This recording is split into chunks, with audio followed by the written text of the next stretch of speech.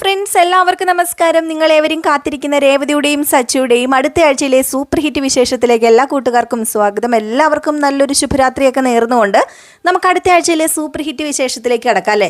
അപ്പം നിങ്ങൾ ഏതായാലും കഴിഞ്ഞ ആഴ്ച ഫുള്ള് നമ്മൾ കണ്ടത് ചന്ദ്ര വരികയും ചന്ദ്ര വന്നു കഴിഞ്ഞ് നമ്മുടെ ചന്ദ്ര പാടുപെടുകയാണ്. എങ്ങനെയെങ്കിലും പൈസ മേടിച്ചെടുക്കാൻ വേണ്ടി താൻ ചെയ്യാത്ത ജോലികളൊക്കെ ചെയ്ത് അച്ചമ്മയുടെ സ്നേഹം സമ്പാദിക്കാൻ വേണ്ടി, അച്ചമ്മയല്ല നമ്മുടെ ചന്ദ്രയുടെ അമ്മായിയമ്മയുടെ സ്നേഹം സമ്പാദിക്കാൻ വേണ്ടിയുള്ള തത്രപ്പാടുകളൊക്കെ ആയിരുന്നു. ഏതായാലും നമ്മുടെ ചന്ദ്രയുടെ ആ ഒരു തത്രപ്പാടിന് വിജയം തന്നെയാണ് കാണുന്നത്. അപ്പോൾ അത് തന്നെയാണ് നമ്മൾ ഈ ആഴ്ച കാണാൻ പോകുന്നത്. അതുമാത്രമല്ല, നമ്മുടെ രേവതിയുടെയും സച്ചിയുടെയും ജീവിതം, ആ ഒരു ജീവിതം ഇനിയിപ്പം അങ്ങോട്ടേക്ക് കൂടുതൽ ദൃഢമായിട്ട് മുന്നോട്ടേക്ക് പോവുകയാണ്. അപ്പോൾ അതിനുവേണ്ടി കുറച്ച് കാര്യങ്ങളൊക്കെ നമ്മുടെ അച്ചമ്മ ചെയ്യുന്നുണ്ട്. ശാന്തി മുഹൂർത്തമൊക്കെ കുറിപ്പിക്കുന്നു. അങ്ങനെ നമ്മുടെ അച്ചമ്മ വാശി പിടിച്ചിരുന്ന ആ ഒരു ശാന്തി മുഹൂർത്തം നടത്താൻ പോവുകയാണ്. സച്ചി അച്ചമ്മയുടെ മുമ്പിൽ കീഴടങ്ങുകയാണെന്ന് വേണമെങ്കിൽ പറയാം. കാരണം വേറെ ഒന്നുമല്ല, അച്ചമ്മ അത്രമാത്രം വാശി പിടിക്കുന്നുണ്ട്. എനിക്ക് നിന്നെ ഇഷ്ടമില്ല, നിനക്ക് എന്നെ ഇഷ്ടമില്ലാഞ്ഞിട്ടായിരിക്കും നീ ഇങ്ങനെയൊക്കെ ചെയ്യുന്നത്.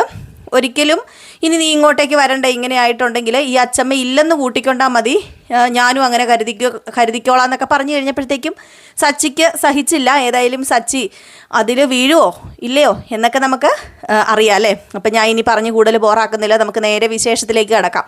അങ്ങനെ ചന്ദ്ര മതിമറന്ന് നിൽക്കുകയാണ് രവീന്ദ്രൻ പറഞ്ഞ വാക്കുകൾ കേട്ടിട്ട്. അതാണല്ലോ നമ്മൾ ഇന്ന് ലാസ്റ്റ് സീനായിട്ട് കണ്ടത്. വേറൊന്നുമല്ല, നിന്നോട് അമ്മയ്ക്ക് കുറേ സ്നേഹമൊക്കെ കൂടിയിട്ടുണ്ട്, നീ നല്ലൊരു മരുമകളാണെന്നും നിൻ്റെ സ്വഭാവത്തിനൊക്കെ ഒരുപാട് മാറ്റം ഉണ്ടെന്നൊക്കെ അമ്മ എന്നോട് പറഞ്ഞു, നീ പാവമാണെന്നും നീ ഒരുപാട് മാറി എന്നൊക്കെ പറഞ്ഞു. ചന്ദ്രേ, നീ ഒന്നും കൂടെ പരിശ്രമിച്ച് കഴിഞ്ഞിട്ടുണ്ടെങ്കിൽ ഉറപ്പായിട്ട് നിനക്ക് പൈസ കിട്ടുമെന്ന് പറഞ്ഞു. ഏതായാലും ചന്ദ്ര ഇതൊക്കെ ആലോചിച്ചുകൊണ്ട് നിൽക്കുകയാണ് കേട്ടോ. ചന്ദ്രയുടെ ആലോചന കുറച്ച് കൂടി പോകുന്നുണ്ടെന്ന് വേണമെങ്കിൽ പറയാം. കാരണം വേറൊന്നുമല്ല, നമ്മുടെ ചന്ദ്ര ഇനി ചെയ്യാൻ പോകുന്നത് അവിടുത്തെ കാര്യങ്ങളൊക്കെ, പുറത്തെ കാര്യങ്ങളൊക്കെ നോക്കി അടിച്ചു വാരുകയും പെര തുടയ്ക്കുകയും ഒക്കെ ചെയ്തിരുന്നു. ഇനിയിപ്പം നേരെ കറി വെക്കാനും കഞ്ഞി വെക്കാനും ഒക്കെ കയറുകയാണ് കേട്ടോ. അപ്പം നമ്മുടെ അച്ഛമ്മ ഇങ്ങനെ അരിയൊക്കെ പേറ്റിക്കൊണ്ടിരിക്കുകയാണ്. അപ്പം അരി പേറ്റുക എന്നല്ലേ പറയുന്നത്, ഞങ്ങളിവിടെ പാറ്റുക എന്നൊക്കെ പറയുന്നു. ഒന്നും കറക്റ്റ് വേർഡ് അറിയില്ല. പേറ്റുകയോ പാറ്റുകയോ അങ്ങനെ ചെയ്തുകൊണ്ടിരിക്കുകയാണ്. അപ്പോൾ അത് ചെയ്തുകൊണ്ട് ഇരുന്ന് കഴിഞ്ഞപ്പോഴത്തേക്ക് നമ്മുടെ ചന്ദ്ര അങ്ങോട്ടേക്ക് ചെന്നിട്ട് അമ്മ ഇതെന്ത് ചെയ്യാൻ പോവാ എന്നിങ്ങനെ ചോദിച്ചു. അപ്പം പറഞ്ഞു, എന്ത് ചെയ്യാനാ, കഞ്ഞിയൊക്കെ ഇടണ്ടേ, അപ്പോൾ കഞ്ഞിയൊക്കെ വെക്കണം എന്ന് പറഞ്ഞപ്പോഴത്തേക്കും കഞ്ഞി വെക്കണമല്ലേ, എങ്കിൽ പിന്നെ ഞാനേ ഒരു കാര്യം ചെയ്യട്ടെ, ഇന്ന് ഞാനെല്ലാം ചെയ്യാം, അമ്മയ്ക്ക് വയ്യല്ലോ, അമ്മ ഇത്ര പ്രായമായതൊക്കെ അല്ലേ, അമ്മ ഇപ്പോഴും എന്തിനാ കിടന്ന് ഇങ്ങനെ ഓടുകയും പണി ചെയ്യുകയൊക്കെ ചെയ്യുന്നത്, ഞാനിവിടെ ഉണ്ടല്ലോ, അതുകൊണ്ട് അമ്മ പേടിക്കൊന്നും വേണ്ട, ഒരു കാര്യം ചെയ്യാം, ഞാനാ ഇന്നിവിടെ വെക്കാൻ പോകുന്നത്. അല്ല, മീൻ കിട്ടിയിട്ടുണ്ടെന്നല്ലേ പറഞ്ഞത്, നല്ല സൂപ്പറായിട്ടൊരു മീൻകറി തന്നെ വെക്കാമെന്ന് പറഞ്ഞപ്പോഴത്തേക്കും അച്ചമ്മ ചോദിച്ചു, അത് വേണോ മോളെ എന്ന് ചോദിച്ചു ചന്ദ്രയോട്. അത് വേണോ ചന്ദ്രയെന്ന് ചോദിച്ചു. അതെന്താ, ഞാൻ ചെയ്ത് കഴിഞ്ഞിട്ടാണെങ്കിൽ ഇവിടെ ആരും കൂട്ടില്ലേന്ന് ചോദിച്ചു. അപ്പോൾ നമ്മുടെ രേവതി വന്നിട്ട് എന്താ അമ്മയെന്ന് ചോദിച്ചപ്പോഴത്തേക്കും അച്ചമ്മയെന്ന് ചോദിച്ചപ്പം അത് വേറൊന്നുമല്ല, എൻ്റെ മരുമകളെ ഇന്നിവിടെ കറി വെക്കാൻ നേറ്റേക്കുക, എൻ്റെ മരുമകളുടെ കൈയും കൊണ്ട് ഞാൻ ഇതുവരെ കറി വെച്ച് കൂട്ടിയിട്ടില്ല, ഒരു പ്രാവശ്യം ഒരു ഉപ്പുമാവ് ഉണ്ടാക്കി തിന്നതിൻ്റെ കഥ പറഞ്ഞതല്ലേ രേവതി മോളെ ഞാൻ. അതുകൊണ്ട് ഏതായാലും ഇന്ന് രേവതി മോള് അടുക്കള ഒഴിഞ്ഞു കൊടുക്കണം, അടുക്കള നിൻ്റെ അമ്മായിയമ്മയ്ക്ക് വിട്ടുകൊടുത്തേരെ, ഇന്ന് നിൻ്റെ അമ്മായിയമ്മ ഉണ്ടാക്കുന്ന സൂപ്പർ മീൻകറി ആയിരിക്കും ഇന്ന് ഇവിടുത്തെ സ്പെഷ്യൽ എന്ന് പറഞ്ഞു. അപ്പോഴേക്കും രേവതി ചന്ദ്രയുടെ നേരെ നോക്കിയിട്ട് അത് വേണോ അമ്മയെന്ന് ചോദിച്ചു. അതെന്താ രേവതി നീ അങ്ങനെ ചോദിക്കുന്നത്, ഞാനും നന്നായിട്ട് കറിയൊക്കെ വെക്കും, നിനക്കെന്താ ഞാൻ കറി വെക്കുമെന്ന് സംശയമുണ്ടോ എന്ന് ചോദിച്ചു കേട്ടോ. അപ്പോഴത്തേക്കും സച്ചു വന്നിട്ട് ഇതെന്താ മീൻകറി വെക്കുന്ന കാര്യമൊക്കെ പറയുന്നേ, അച്ചമ്മയുടെ കൈ കൊണ്ട് മീൻകറി വെക്കാൻ പോവുകയാണെങ്കിൽ അത് സൂപ്പറായിരിക്കും എന്ന് പറഞ്ഞു. അപ്പോഴേക്കും അച്ചമ്മ പറഞ്ഞു, എൻ്റെ കൈ കൊണ്ടൊന്നും അല്ല മീൻകറി ഇന്ന് വെക്കുന്നതെന്ന് പറഞ്ഞു. അല്ല പിന്നെ ആരുടെ കൈ കൊണ്ടാ, രേവതിയാണോ? രേവതി ആണെങ്കിലും പറയാനില്ല, തരക്കേടില്ലേ, നീ എന്താ പറയുന്നത്, അല്ല രേവതി കറി വെക്കില്ലെന്നാണോ നീ പറഞ്ഞു വരുന്നതെന്ന് അച്ചമ്മ ചോദിച്ചപ്പം അല്ലല്ല, ഏതായാലും അച്ചമ്മയും രേവതിയൊക്കെ ഒരുപോലെ തന്നെയാണ് കറി വെക്കുന്നതെന്ന് പറഞ്ഞപ്പം അവരൊന്നും അല്ല ഇന്ന് കറി വെക്കുന്നത്, പിന്നെ ആരാ ഇന്ന് കറി വെക്കുന്നത്, അച്ഛനും അല്ല, ദേ ഈ നിൽക്കുന്ന നിൻ്റെ അമ്മ. അപ്പം തന്നെ നമ്മുടെ സച്ചിയുടെ കിളി പോയി. ആര്, ചന്ദ്രമതിയോ? അതെ, നിൻ്റെ അമ്മ കറി വെക്കുന്നത്. അപ്പം പെട്ടെന്ന് നമ്മുടെ ചന്ദ്രമതി ചോദിച്ചു, അല്ല നീ ഞാൻ വെച്ച കറിയൊന്നും കൂട്ടിയിട്ടില്ലേന്ന് ചോദിച്ചു.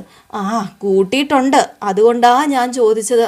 അല്ല ഇന്ന് നല്ല ഫ്രഷ് മീനാണ് കിട്ടിയേക്കണത്, പുഴയിൽ നിന്ന് പിടിച്ചാന്നൊക്കെയാണ് പറഞ്ഞത്, എന്തിനാ വെറുതെ ആ മീൻകറി ഇല്ലാതാക്കുന്നത്? അച്ഛമ്മേ രേവതി നിങ്ങൾ ആരെങ്കിലും വെച്ചാൽ പോരെ, അമ്മ തന്നെ വെക്കണമെന്ന് ചോദിച്ചപ്പം നമ്മുടെ ചന്ദ്ര പറഞ്ഞു ഇന്ന് ഞാൻ തന്നെയാണ് ഇവിടെ മീൻകറി വെക്കാൻ പോകുന്നതും ചോറ് വെക്കാൻ പോകുന്നതും ഒക്കെ എന്ന് പറഞ്ഞു. അപ്പോൾ രവീന്ദ്രൻ വന്നിട്ട് പറഞ്ഞു നീ എന്താടാ എൻ്റെ ഭാര്യേനെ അത്രയ്ക്ക് കൊച്ചാക്കുന്നത്, അവൾ നന്നായിട്ട് കറിയൊക്കെ വെക്കും, നിനക്ക് അറിയത്തില്ലാഞ്ഞിട്ടാന്ന് പറഞ്ഞു. ഏതായാലും ചന്ദ്രയ്ക്ക് കുറച്ച് സപ്പോർട്ടും ആത്മവിശ്വാസവും ഒക്കെ രവീന്ദ്രനും കൊടുത്തു. ഏതായാലും മീൻകറി വെക്കാൻ കയറിയപ്പോഴത്തേക്കാണ് ദാ കിടക്കണം. വേറെ എന്താ പ്രശ്നം, എന്നും അവർ ഗ്യാസ് അടുപ്പിലാണ് കത്തിക്കുന്നത്, ഇന്ന് വിറകടുപ്പിലല്ല കത്തിക്കുന്നത്. അപ്പം ഗ്യാസ് അടുപ്പിൽ കത്തിക്കാൻ തുടങ്ങിയപ്പോഴത്തേക്കും രേവതി പറഞ്ഞു അയ്യോ അമ്മേ ഗ്യാസ് അടുപ്പിൽ കത്തിക്കരുതെന്ന് പറഞ്ഞു. അപ്പോൾ പാറു പറഞ്ഞു അയ്യോ ഗ്യാസിലല്ല കത്തിക്കുന്നത്, ഇവിടെ ഗ്യാസിൽ അങ്ങനെ വെള്ളം തിളപ്പിക്കാറൊക്കെ ഉള്ളൂ, ഇവിടെ കറിയെല്ലാം വെക്കുന്നതും കഞ്ഞിയൊക്കെ വെക്കുന്നതും അടുപ്പിലാന്ന് പറഞ്ഞു.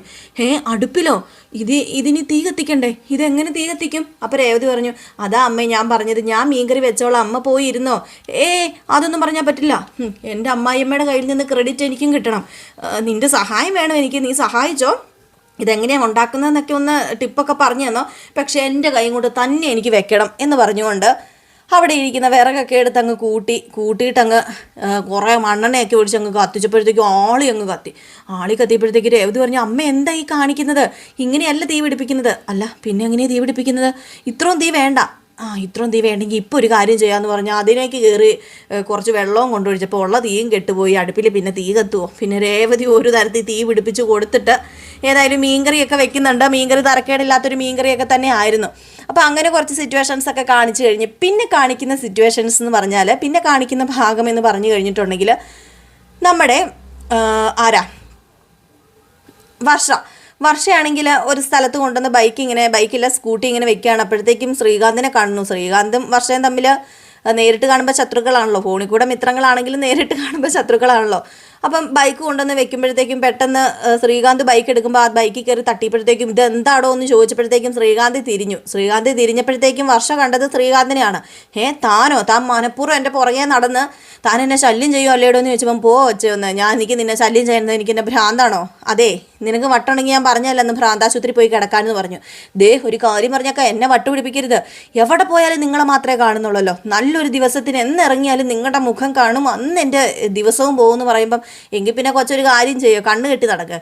അല്ല കണ്ണ് കെട്ടി നടന്ന് വണ്ടി ഓടിച്ചിട്ടോ ആണല്ലോ സംഭവിച്ചത്, ഒരമ്മൂമ്മ എനിക്ക് അത്രയും സംഭവിപ്പിച്ചപ്പോൾ നിനക്ക് സമാധാനം ആയല്ലോ എന്ന് പറയുമ്പോൾ ഇനി അത് എന്നോട് പറയരുത്, എൻ്റെ കയ്യിൽ നിന്ന് 1500 രൂപ മേടിച്ചുകൊണ്ട് പോയതും പോരാ, ആ പൈസ ആദ്യം ഇങ്ങോട്ട് എടുക്കാൻ പറയുമ്പം ആ പൈസ എടുക്കത്തില്ലെന്നേ ഞാൻ പറഞ്ഞതല്ലേ, എൻ്റെ കൊക്കിന് ജീവനുണ്ട്, ആ പൈസ എനിക്ക് എടുത്ത് തരേണ്ട കാര്യമില്ല, ന്യായം എൻ്റെ വശത്ത് തന്നെയാണ് എന്ന് പറഞ്ഞിട്ട് ശ്രീകാന്ത് അങ്ങ് പോയിട്ടോ. ശ്രീകാന്ത് പോയി കഴിഞ്ഞപ്പോഴത്തേക്കും വർഷയ്ക്ക് കലി വന്നു. വർഷം ഇങ്ങനെ കലിയൊക്കെ അടക്കി പിടിച്ചു. ഏതായാലും നമ്മുടെ വർഷ ഡബ്ബിങ് സ്ഥലത്ത് ചെന്ന് കഴിഞ്ഞപ്പോഴത്തേക്കും ഭയങ്കര മൂഡ് ഔട്ടാണെങ്കിൽ പിന്നെ എന്തെങ്കിലും ഒന്ന് ഓർഡർ ചെയ്തേക്കാമെന്ന് ഓർത്തുകൊണ്ട് ശ്രീകാന്തിനെ തന്നെ വിളിക്കുന്നു. അങ്ങനെ ശ്രീകാന്തിനെ വിളിക്കുമ്പോഴത്തേക്കും എന്താ വേണ്ടതെന്നൊക്കെ ചോദിക്കുമ്പോഴത്തേക്കും എനിക്ക് എന്തെങ്കിലും വേണം, എൻ്റെ ആകെ മൂഡ് പോയിട്ടിരിക്കുക എന്ന് പറയുമ്പോൾ എന്ത് പറ്റി മേഡത്തിൻ്റെ മൂഡ് പോകാൻ? അത് വേറൊന്നുമല്ല, ഒരു വൃത്തികെട്ടവൻ എൻ്റെ മുമ്പിൽ വന്ന് ചാടി, അവൻ ഇടയ്ക്കിടയ്ക്ക് എൻ്റെ മുമ്പിൽ വന്ന് ചാടുന്നുണ്ട്, ഒരു വൃത്തികെട്ടവൻ തന്നെയാണ്, അവനെ കാണുന്നതേ സത്യം പറഞ്ഞു കഴിഞ്ഞിട്ടുണ്ടെങ്കിൽ എൻ്റെ ദിവസം പോകും. ഞാൻ ഇന്ന് വണ്ടി പാർക്ക് ചെയ്ത സ്ഥലത്ത് അവനെ കണ്ടതെന്ന് പറഞ്ഞപ്പോൾ പെട്ടെന്ന് ശ്രീകാന്തിനൊന്ന് കത്തിയിട്ടോ. എവിടെ കണ്ടതെന്നാ പറഞ്ഞേ? അത് ഞാനിന്ന് വണ്ടി ഒന്ന് പാർക്ക് ചെയ്ത് സാധനം മേടിക്കാൻ പോയപ്പോഴത്തേക്കും അവൻ വന്ന് വീണ്ടും എൻ്റെ മെക്കിട്ട് കയറി. അതെ ഇവൻ എന്ന് പറയുന്ന അയാളില്ലേ, അയാൾ എൻ്റെ കയ്യിൽ നിന്ന് ഒരു ദിവസം 1500 രൂപ മേടിച്ചു. ഞാൻ അങ്ങാണ്ട് വണ്ടിയും കൊണ്ട് വന്നപ്പോൾ ഒരു കിളവിത്തള്ള വട്ടം ചാടിപ്പോയി, അപ്പം വീണോ മുറിഞ്ഞോ എന്നൊക്കെ പറഞ്ഞ് എൻ്റെ കയ്യിൽ നിന്ന് പൈസ മേടിച്ചുകൊണ്ട് പോയെന്ന് പറഞ്ഞു. ഏതായാലും ശ്രീകാന്തിന് അവിടെ കാര്യം പിടികിട്ടി.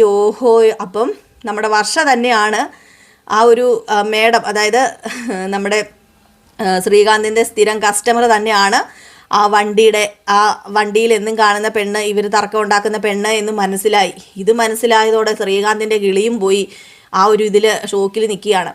അപ്പോഴേക്കാണെങ്കിൽ ഏതായാലും താനൊരു കാര്യം ചെയ്യണം, തനിക്ക് ആരെങ്കിലും അറിയാമെങ്കിൽ കൊട്ടേഷൻ വെച്ചിട്ട് 2 അയാൾക്കിട്ട് കൊടുക്കണം എന്ന് പറഞ്ഞപ്പം അയാൾക്കിട്ട് കൊടുക്കാൻ കൊട്ടേഷൻ എന്തിനാണ് വെക്കുന്നത്, ഞാൻ പോരെ, മേഡം ഒരു കാര്യം ചെയ്യുക, ഞാൻ ഏതായാലും കൊടുത്തോളാം എന്ന് പറഞ്ഞു. നല്ലത് കൊടുത്തോളാം, അല്ല മേഡത്തിൻ്റെ കയ്യിൽ ഫോട്ടോ മറ്റും എനിക്ക് നന്നായിട്ട് വരയ്ക്കാൻ അറിയാം, ഞാനൊരു പിക്ചർ ചെയ്തിട്ട് ഞാൻ അങ്ങോട്ടേക്ക് അയച്ചു തരാമെന്ന് പറഞ്ഞു.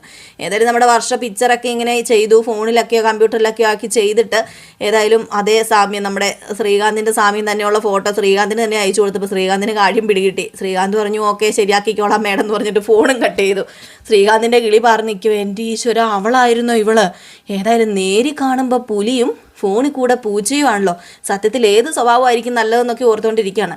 ഏതായാലും ഇതിനിടയിൽ എല്ലാ തത്രപ്പാടുകളും ഒക്കെ കഴിഞ്ഞ് നമ്മുടെ ചന്ദ്ര അവിടെ മീൻകറിയൊക്കെ വെച്ചു. ലാസ്റ്റ് നമ്മുടെ ചന്ദ്ര മുത്തശ്ശിയുടെ അച്ചമ്മയുടെ കാല് വരെ തിരുമ്മി കൊടുക്കുകയാണ്. രേവതി കാല് തിരുപ്പി കൊടുക്കുന്ന കണ്ടപ്പോഴത്തേക്ക് ഓടിച്ചെന്ന് രേവതിനെ മാറ്റിയിട്ട് സ്നേഹം പിടിച്ചു പറ്റാൻ വേണ്ടി കാലൊക്കെ തിരുമ്മി കൊടുക്കുകയാണ്. ഏതായാലും ഇതൊക്കെ കണ്ടിട്ട് സച്ചിയുടെ കിളി പോയിട്ടിരിക്കുന്നു. അങ്ങനെ ലാസ്റ്റ് നമ്മുടെ ചന്ദ്ര ആ ഒരു കാര്യം അവിടെ അവതരിപ്പിക്കുകയാണ്. ഏതായാലും അവതരിപ്പിച്ച ഉടനെ തന്നെ പൈസ എടുത്ത് അച്ചമ്മ കൊടുക്കുന്നുണ്ട്. അപ്പം തന്നെ സച്ചിക്ക് പിടികിട്ടി, കാര്യം എന്താണെന്ന് പിടികിട്ടി. ഓഹോ, അപ്പോൾ ഇതിനു വേണ്ടിയാണല്ലേ ഇവിടെ കിടന്ന് ഇത്രയും തത്രപ്പാട് നടത്തിയത്, എനിക്കിപ്പോഴാ പിടികിട്ടിയത്, കൊള്ളാം കൊള്ളാം ചന്ദ്ര മേഡം എന്നൊക്കെ പറഞ്ഞു. ഏതായാലും പൈസയൊക്കെ കൊടുത്ത് അച്ചമ്മ പറഞ്ഞു, എന്താണെന്ന് പറഞ്ഞാലും എൻ്റെ കൊച്ചുമോനാണ് സുധി, എന്നെ ആദ്യം അച്ചമ്മ എന്ന് വിളിച്ച അവനാണ്, അവന് കൊടുക്കാനുള്ളൊരു പങ്ക് ഞാൻ കൊടുത്തിരിക്കും, അതെൻ്റെ അവകാശമാണെന്നും പറഞ്ഞ് ചന്ദ്രയ്ക്ക് പൈസയും കൊടുത്തു വിട്ടു. ഏതായാലും ഇതിനിടയിൽ അച്ചമ്മ പറയുന്നുണ്ട്, എന്താണെങ്കിലും ആ പെൺകുട്ടിയുടെ ബാക്ക്ഗ്രൗണ്ടൊക്കെ അന്വേഷിക്കണം, ലാസ്റ്റ് പണ്ടത്തെ പോലെ ആകരുത്, അതുമല്ല സുധിക്ക് ഇഷ്ടമാണെങ്കിലേ നടത്താമുള്ളൂ, പിന്നെ രണ്ടാമത് വിവാഹ പന്തലിൽ നിന്ന് ഓടിപ്പോയേക്കുന്ന ആ ഒരു അവസ്ഥയും വരരുത് എന്നൊക്കെ പറഞ്ഞു കേട്ടോ. ഏതായാലും പറഞ്ഞിട്ട് ലാസ്റ്റ് രവീന്ദ്രനും ചന്ദ്ര അവിടെ നിന്ന് പോവുകയാണ് ചെയ്യുന്നത്. അപ്പം അങ്ങനത്തെ കുറച്ച് സീൻ കാണിക്കുന്നു. പിന്നെ കാണിക്കുന്ന സീൻ എന്ന് പറഞ്ഞാൽ നമ്മുടെ രേവതി അമ്പലത്തിൽ പോയിട്ട് തിരിച്ചു വരുന്ന സമയത്ത് നമ്മുടെ ആദിയുടെ വീട്ടിൽ കയറുകയാണ്. അപ്പോൾ ആദിയുടെ, അതായത് നമ്മുടെ ശ്രുതിയുടെ മോൻ്റെയും വീട്ടിൽ കയറുകയാണ്. അപ്പോൾ അവിടെ കയറി കഴിഞ്ഞപ്പോഴത്തേക്കും ഒരു വലിയൊരു അപകടം തന്നെയാണ് നടക്കുന്നത്. അപ്പോൾ ആദ്യം റോഡിൽ നിന്നൊരു കാർ ഇടിച്ചതാണെങ്കിൽ ഈ പ്രാവശ്യം നമ്മുടെ ആദ്യമായിട്ട് കളിക്കുമ്പോഴേക്കും പെട്ടെന്ന് കുളത്തിൽ വീണു പോവുകയാണ് രേവതി. അങ്ങനെ കുളത്തിൽ വീണ രേവതിനെ സച്ചി വന്ന് സാഹസികപരമായി രക്ഷിക്കുന്നു. അതിൻ്റെ ഇടയിൽ അവരുടെ കുറച്ച് റൊമാൻസ് സീനൊക്കെ കാണിക്കുന്നുണ്ട്. ഏതായാലും അതൊരു വലിയൊരു ഇതായി തീരുകയാണ്. അച്ചമ്മയ്ക്ക് ആകെ മൊത്തം വശവശകാണെന്ന് തോന്നുകയാണ്. അച്ചമ്മ അവിടെ എത്തുന്നുണ്ട്, സ്ഥലത്തെത്തി അവിടെ നിന്ന് രക്ഷിച്ച് അച്ചമ്മയും സച്ചിയും കൂടെയൊക്കെയാണ് വീട്ടിൽ കൊണ്ടുപോകുന്നത്. അങ്ങനെ ജോൾസിനെ കൊണ്ട് നോക്കിച്ച് കഴിയുമ്പോഴത്തേക്ക് ഇവരുടെ ശാന്തി മുഹൂർത്തം ഇതുവരെ കഴിഞ്ഞിട്ടൊന്നുമില്ല. അപ്പം അതുകൊണ്ട് തന്നെയാണ് ഇങ്ങനെ രേവതിക്ക് അപകടങ്ങളൊക്കെ ഉണ്ടാകുന്നത്. അവരൊരുമിച്ച് പോകണം, എങ്കിൽ മാത്രമേ അവരുടെ ജീവിതം മുന്നോട്ടേക്ക് പോകത്തുള്ളൂ എന്നൊക്കെ പറഞ്ഞ് നമ്മുടെ അമ്പലത്തിൽ നിന്ന് ഒരു ശാന്തി മുഹൂർത്തം കുറിച്ച് ഈ ദിവസം തന്നെ അവരുടെ ശാന്തി മുഹൂർത്തം നടക്കണം. അതും 11-നും 10-നും 12-നും ഇടയ്ക്ക് തന്നെ ശാന്തി മുഹൂർത്തം നടക്കണമെന്നൊക്കെ പറഞ്ഞുകൊണ്ട് ഒരു ഇത് പറയുകയാണ്. ഏതായാലും അവിടെ നമ്മുടെ സച്ചി തകർന്നു പോവുകയാണ്. അപ്പോൾ സച്ചി ഒരിക്കലും അംഗീകരിക്കുമല്ലോ. പക്ഷേ അച്ചമ്മ അവിടെ സച്ചിനെ കൊണ്ട് അംഗീകരിപ്പിക്കുകയാണെന്ന് വേണമെങ്കിൽ പറയാം. അങ്ങനെ അച്ചമ്മ ഒരു വിധത്തിൽ സച്ചിയോട് പറഞ്ഞ് ലാസ്റ്റ് നമ്മുടെ സച്ചി വീഴുകയാണ്. പക്ഷേ ശാന്തി മുഹൂർത്തത്തിൽ ഒന്നും സംഭവിക്കുന്നില്ല കേട്ടോ. അവർ വാതിലടച്ച് കഴിഞ്ഞിട്ടുണ്ടെങ്കിൽ അതിൻ്റെ അകത്ത് ശാന്തി മുഹൂർത്തമാണോ ഒന്നൊന്നും അച്ചമ്മയ്ക്ക് അറിയാൻ പറ്റില്ലല്ലോ. പക്ഷേ അച്ചമ്മയുടെ ആ ഒരു സംതൃപ്തിക്ക് വേണ്ടി ലാസ്റ്റ് അവർ സമ്മതിക്കുന്ന ആ ഒരു സീനാണ് നമ്മൾ കാണുന്നത്. പിന്നെ കാണുന്ന സീൻ എന്ന് പറഞ്ഞാൽ നമ്മുടെ ശ്രുതിയുടെ അമ്മയും മകനും കൂടെ ബ്യൂട്ടി പാർലറിൽ വരുന്നുണ്ട് കേട്ടോ. ശ്രുതി വിളിച്ചത് പ്രകാരമാണ് വരുന്നത്, അത് വേറെ ഒന്നിനുമല്ല, അവരുടെ ആ ഒരു കല്യാണക്കുറി കൊടുക്കാനൊക്കെയാണ്. അപ്പം വിവാഹത്തിന് മുമ്പ് തന്നെ അമ്മയുടെ അനുഗ്രഹം മേടിക്കാനാണ്. അപ്പോൾ അവിടെ വന്ന് കഴിയുമ്പോഴേക്കും വിവാഹത്തിന് വരരുത് എന്നൊക്കെ പറയുമ്പോൾ ആ അമ്മയ്ക്ക് വലിയ സങ്കടമൊക്കെ തന്നെയാണ്. ഞാൻ അകലിൽ നിന്ന് മാറി കണ്ടോളാം എന്നൊക്കെ പറയുമ്പോൾ വേണ്ട, നിങ്ങൾ രണ്ടും വരരുത്, കാരണം എൻ്റെ ജീവിതം തകർക്കരുത് എന്നും പറഞ്ഞ് ആ അമ്മേനെ ഒഴിവാക്കി വിടുകയാണ്, അമ്മേനെയും മകനെയും ഒഴിവാക്കി വിടുകയാണ് ശ്രുതി. ആ അമ്മയ്ക്ക് താങ്ങുന്നതിനും അപ്പുറം വേദന തന്നെയാണ് കേട്ടോ മകളുടെ കല്യാണം കാണാതെ വരിക എന്നൊക്കെ പറയുമ്പോഴേക്കും. അങ്ങനെ നമ്മുടെ ശ്രുതി അവിടെ നിന്ന് പറഞ്ഞു വിടുകയാണ് അവരെ. കുറച്ച് നേരം ബ്യൂട്ടി പാർലറിൽ ഇരുത്തുന്നതേ ഉള്ളൂ, എന്നിട്ട് സംസാരിച്ചിട്ടൊക്കെ പറഞ്ഞു വിടുകയാണ്. കുട്ടിയോട് സ്നേഹമൊക്കെ കാണിക്കുന്നുണ്ട് കേട്ടോ. കുട്ടിയോട് സ്നേഹക്കുറവെന്ന് പറഞ്ഞാൽ കുറവുണ്ട്. അത് നമ്മുടെ ശ്രുതിയുടെ ജീവിതം രക്ഷപ്പെടാൻ വേണ്ടി ശ്രുതി കണ്ടുപിടിക്കുന്ന ഒരു മാർഗം തന്നെയാണ്. അപ്പം അങ്ങനെ കുറച്ച് സീനൊക്കെ കാണിക്കുന്നുണ്ട്. പിന്നെ കാണിക്കുന്ന സീനെന്ന് പറഞ്ഞാൽ നമ്മുടെ വർഷ ശ്രീകാന്തിനെ തേടി ആ ഒരു റെസ്റ്റോറൻറ്റിൽ എത്തുകയാണ്. അപ്പോൾ അവിടെ എത്തിക്കഴിയുമ്പോഴേക്കും വല്ലാത്തൊരു ഇതാണ് സംഭവിക്കുന്നത്. അവർ നേരി കാണാൻ പോവുകയാണ്. അപ്പം ആദ്യം ശ്രീകാന്ത് ഒഴിഞ്ഞു മാറാനൊക്കെ നോക്കുന്നുണ്ടെങ്കിലും അത് പറ്റുന്നില്ല. അപ്പോൾ ശ്രീകാന്തിനെ തേടി ഒരാൾ വന്നിട്ടുണ്ട് എന്നിങ്ങനെ വർഷയോടല്ല ശ്രീകാന്തിനോട് ചെന്ന് പറയുന്നു.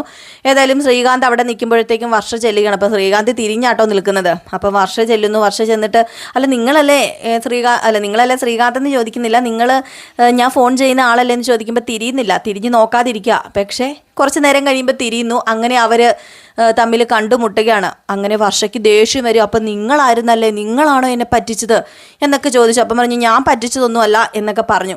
അപ്പം അതിൻ്റെ ഇടയിലായിട്ട് നമ്മുടെ ശ്രീകാന്ത് കുറച്ച് പൊട്ടത്തരങ്ങളൊക്കെ ചെയ്യുന്നുണ്ട്. അത് വേറൊന്നുമല്ല, കൊട്ടേഷൻ കൊടുത്തല്ലോ. അതായത് ശ്രീകാന്ത് അടിച്ച് ഷേപ്പ് മാറ്റാമെന്ന് വർഷയോട് പറഞ്ഞല്ലോ, വർഷേനെ ശല്യം ചെയ്യുന്ന ആളെ, ശ്രീകാന്തിനെ തന്നെ.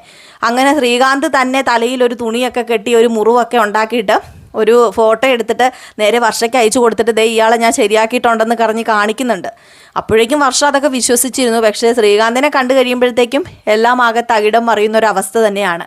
അപ്പം അങ്ങനെയുള്ള സിറ്റുവേഷൻസൊക്കെ നിറഞ്ഞൊരു വിശേഷം തന്നെയാണ് നമ്മൾ ഇനിയിപ്പം അടുത്ത ആഴ്ച ഫുള്ള് കാണാൻ പോകുന്നത്. അടുത്ത ആഴ്ച നമ്മുടെ സുധിയുടെ വിവാഹമുണ്ടോ എന്ന് ചോദിച്ചിട്ടുണ്ടെങ്കിൽ ഇനിയിപ്പം അടുത്ത ആഴ്ച നമുക്ക് കാണാൻ പറ്റില്ലായിരിക്കും. ഏതായാലും അടുത്തതിൻ്റെ പിന്നത്തെ ആഴ്ച ആദ്യമൊക്കെ ചിലപ്പോൾ നമ്മളെ കാണിക്കുമായിരിക്കും കേട്ടോ. അപ്പോൾ ഇതൊക്കെ ഉൾപ്പെടുത്തിയ ഒരു അടിപൊളി വിശേഷം തന്നെയാണ്. നമ്മുടെ സച്ചിക്ക് കുറച്ച് അടുപ്പമൊക്കെ രേവതിയോടായി തുടങ്ങിയിട്ടുണ്ട്. ഒത്തിരിയേറെ അടുത്തില്ലെങ്കിലും തിരിച്ചെത്തുമ്പോഴേക്കും നമ്മുടെ സച്ചിക്ക് ഏകദേശം രേവതിനെ മനസ്സിലാക്കാൻ കഴിയുന്നുണ്ട്. അങ്ങനെ മനസ്സിലാക്കാൻ ഉള്ളത് കൊണ്ട് തന്നെ സച്ചി ഇനി പതിയെ പതിയെ സ്നേഹിച്ചു തുടങ്ങും. അതുമല്ല നമ്മുടെ സുധിയുടെ വിവാഹവും കൂടെ കഴിയുമ്പോഴാണ് സത്യം പറഞ്ഞു കഴിഞ്ഞാൽ ഇവരുടെ ആ ഒരു സ്നേഹം അങ്ങോട്ടും ഇങ്ങോട്ടും ഇവരുടെ ആ ഒരു സ്നേഹം പ്രകടമാക്കി തുടങ്ങുന്നത്. അതൊക്കെ കുറേ കാര്യങ്ങളൊക്കെ ഉണ്ട്. അതൊന്നും ഞാൻ ഇപ്പോൾ പറഞ്ഞു കുളവാക്കുന്നില്ല. അതൊക്കെ നമുക്ക് പതിയെ പതിയെ അറിഞ്ഞു പോകുന്നതല്ലേ നല്ലത്. അപ്പോൾ എല്ലാവർക്കും വീണ്ടും ഒരു അട്ടിപ്പൊളി ശുഭരാത്രിയൊക്കെ നേരുകയാണ്. ഇനിയിപ്പം നമുക്ക് നാളെ വിശേഷം ഇല്ല കേട്ടോ. അപ്പോൾ അതുകൊണ്ട് തന്നെ ഇനിയിപ്പം നമ്മുടെ സച്ചിയുടെയും രേവതിയുടെയും വിശേഷം തിങ്കളാഴ്ച രാവിലെ കാണാൻ പറ്റത്തുള്ളൂ. അപ്പം നമുക്ക് തിങ്കളാഴ്ച രാവിലെ ഇനി കണ്ടുമുട്ടാം. പിന്നെ നമ്മുടെ നയനയുടെയും ആദർശിൻ്റെയും അടുത്ത ആഴ്ചയിലെ കഥയുമായിട്ട് വരൂ കേട്ടോ. അത് നമ്മൾ ഇന്ന് വൈകിട്ട് ഇട്ടില്ലെങ്കിൽ നാളെ രാവിലെ തന്നെ ഇടുന്നതായിരിക്കും. അടുത്ത ആഴ്ചയിൽ നെക്സ്റ്റ് വീക്ക് പ്രമോ ഫുൾ വിശേഷവുമായിട്ട് വരുന്നതായിരിക്കും. അപ്പോൾ വെയിറ്റ് ചെയ്തിരിക്കാം. നിങ്ങളുടെ സ്നേഹത്തിനും സപ്പോർട്ടിനും ഒക്കെ ഒരുപാട് നന്ദിയുണ്ട്. അപ്പോൾ ഇനിയും അങ്ങോട്ട് നിങ്ങളുടെ സ്നേഹവും സപ്പോർട്ടും ഒക്കെ വേണം. ആദ്യമായിട്ട് ആരെങ്കിലും നമ്മുടെ ചാനൽ കാണുന്നുണ്ടെങ്കിൽ ഒന്ന് സബ്സ്ക്രൈബ് ചെയ്ത് വെച്ച് സപ്പോർട്ട് ചെയ്യണം കേട്ടോ. അതിനോടൊപ്പം തന്നെ നിങ്ങൾക്ക് ഈ വീഡിയോ ഇഷ്ടപ്പെടുകയാണെങ്കിൽ തീർച്ചയായിട്ടും ഒരു ലൈക്കും കൂടെ തന്നിട്ട് പോകണം. അതുപോലെ തന്നെ വേറൊരു കാര്യം, നിങ്ങൾക്ക് എന്തെങ്കിലും പറയാനുള്ളത് കമൻറ്റിലൂടെ നെഗറ്റീവ് ആണെങ്കിലും പോസിറ്റീവ് ഒക്കെ ആണെങ്കിലും പറയണം കേട്ടോ. അപ്പം ഞാനതൊക്കെ അംഗീകരിച്ച് നല്ല രീതിയിൽ നമുക്ക് കഥയൊക്കെ കേട്ട് മുന്നോട്ടേക്ക് ഒരുമിച്ച് പോകാം. അപ്പോൾ എല്ലാവർക്കും Tata, bye bye and good night.